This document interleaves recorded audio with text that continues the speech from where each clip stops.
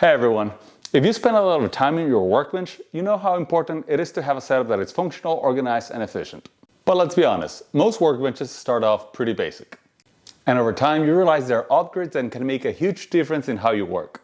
So in today's video, I'm sharing the top 5 must-have workbench upgrades that will take your workspace to the next level. Whether you're a DIYer, woodworker, or just someone that loves a very well-organized shop. These upgrades will help you work smarter, not harder. Let's jump in.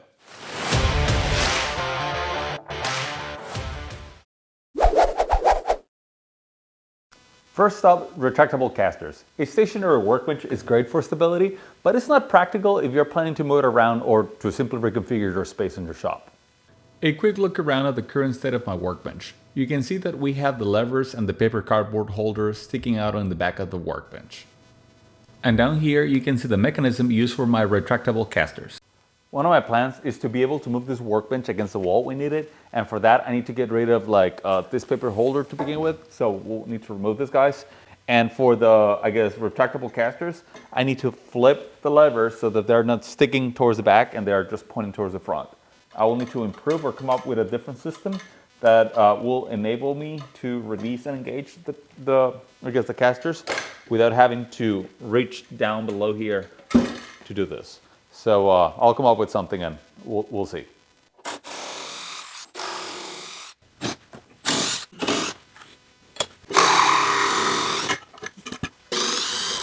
Here I have all the parts out. I will simply flip their location on the workbench to have all the levers stick out towards the front. So this is the design I end up with the left hand side lever. I added a pass-through hole for the string to release the latch. The string has a little extra length to allow gravity to drop the latch when the string is not under tension. As far as the mechanism, I have a small hinge in the small block of wood tensioned up with a spring on the back. This is simple and gets the job done. For the right lever, notice that there's a wider gap between the workbench leg and the lever. Using this to my advantage, I use the design used by Well Done Tips, and in his video he shows the details in how to set up the mechanism for this type of latch.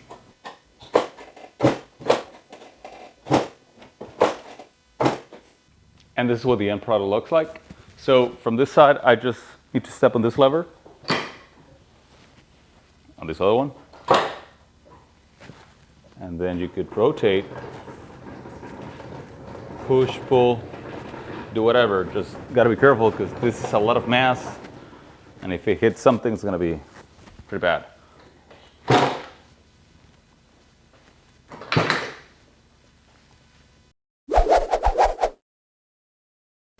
The second upgrade every workbench needs is storage. If your workbench looks anything like this, cluttered with tools and just random stuff, this upgrade it's an absolute must.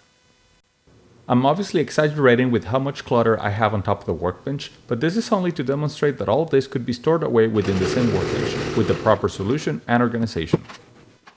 I previously built this simple cabinet that I will be attaching to the underside of the workbench. A couple of screws to fix it in place, and then we just need to add all the drawers. I made my cabinet very simple with 8 drawers, but your storage could look completely different depending on your needs and space available.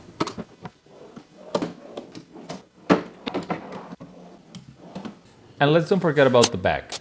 I just added a bunch of rat nails without glue so that I could remove it in the future if needed. And to cover the gaps on either side of the cabinet, allowing me for modifications in the future, I'm adding a double-sided tape to a piece of wood to cover those gaps. For the drawers, I'll be replacing the existing wooden knobs with some 3D printed poles as an experiment. This is a great way to experiment with something new, and if it doesn't work out after some time, I can always switch it back to the original knobs.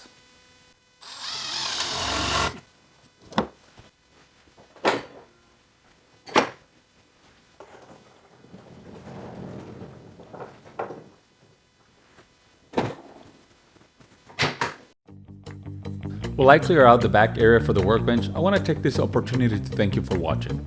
If you're enjoying this video, don't forget to comment, like, and subscribe. It really helps out the channel and keeps me motivated to bring you more great content. As of now, we have 2,010 subscribers, and I'll need your help to get this number even higher. Your support means a lot and helps the channel grow. If you're interested in any of the products mentioned during the video, you can check them in my affiliate links in the video description.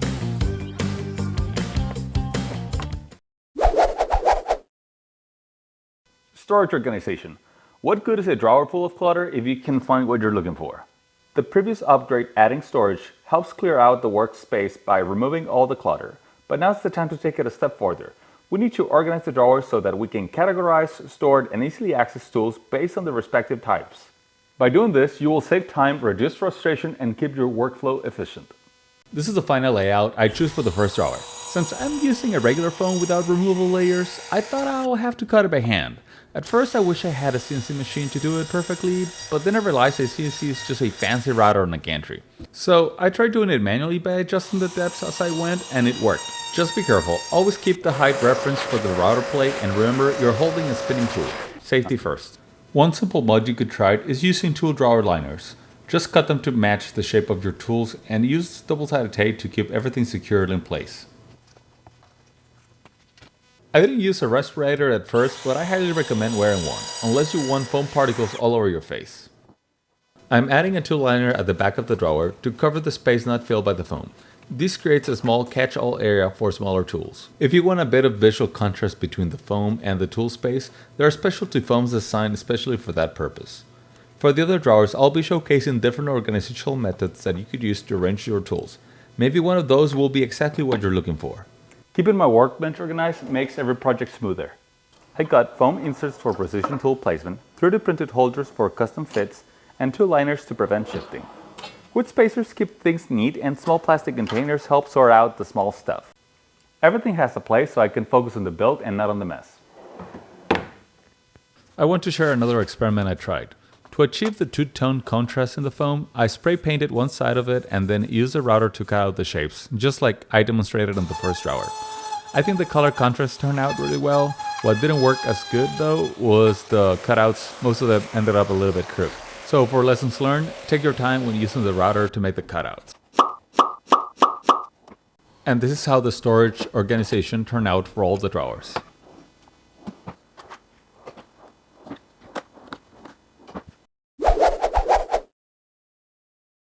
Hardware makeover. You might have noticed that all the hardware has been upgraded or has been looking like this from the very beginning of the video. But that was not always the case. This is how the hand wheel looked like before the upgrade. Luckily, I captured the process on camera so I can share it with you now in this section. First, I remove the excess rust using a wire disc on my drill. Then I follow up with some sandpaper to give that extra elbow grease and love. And of course, to keep things fair, I had to share the love with the other hand wheel too. No jealousy allowed here. Next, I prep the hardware by covering the exposed threads with painter's tape to get them ready for the paint job. Wiped everything down with mineral spirits and isopropyl alcohol to ensure a clean surface. Spray paint everything in matte black.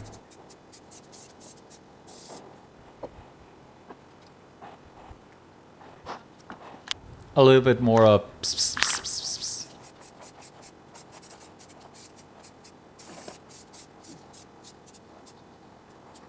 Once the paint dried, I removed the painter's tape and gave it a quick sanding for a smoother finish.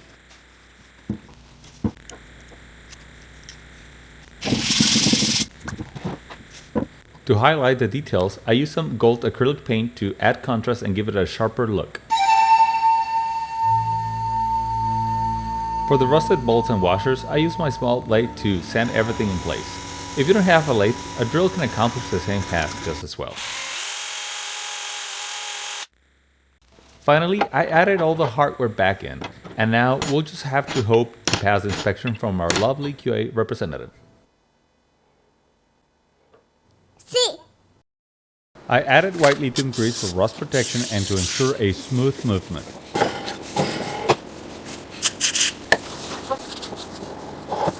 For my tail vise, I'll need to remove all the rust that built up on the rails to restore its smooth operation. And just to point out, this is regular WD-40 and not the lithium grease. You can see that even from a quick sanding, I was able to remove lots of rust that built up on that rail.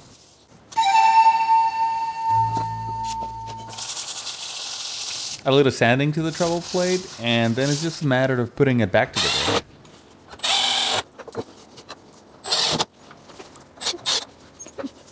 To complete the maintenance, I inserted the bench stock and tested the tail vise for a smooth translation. Workbench dust collection. Having a dedicated shop vac or dust extractor at your workbench is a total game changer. I'll be using a metal closet pole to make a unique boom arm to route the hose for my dust collection. A pipe cutter makes it really easy to cut the pole in half. And in case you're wondering, this is your standard closet pole that you could get at any of your big box stores. This is where things get a little different. For the hinge, I'll be using a monitor wall mount. It's affordable, easy to maneuver, and stays exactly where you position it. As for the closet pole, it's lightweight, yet sturdy, and most importantly, it's hollow, which is perfect for this setup. I'm using the 3D printed adapters as guides for the drilling and also for clamping the pole to the monitor wall mount. This ensures a perfect alignment between all the components.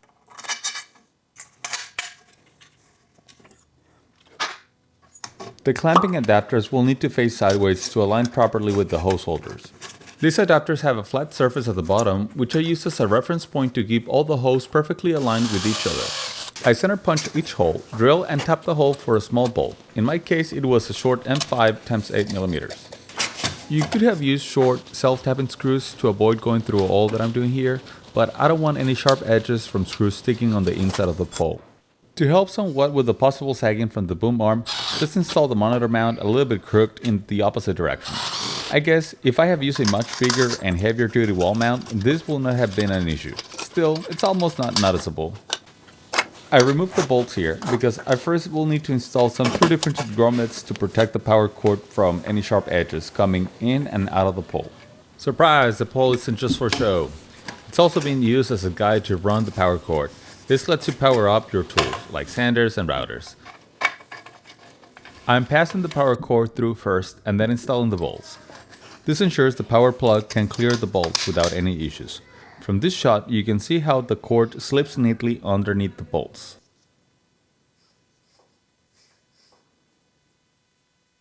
And now it's just a simple matter of installing it in the wall mount.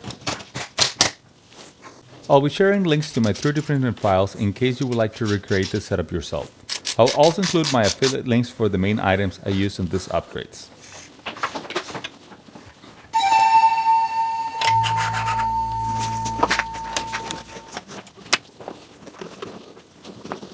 Here I'm just adding a couple of wall holders for the hose to keep it neatly organized, more or less in a straight line-ish.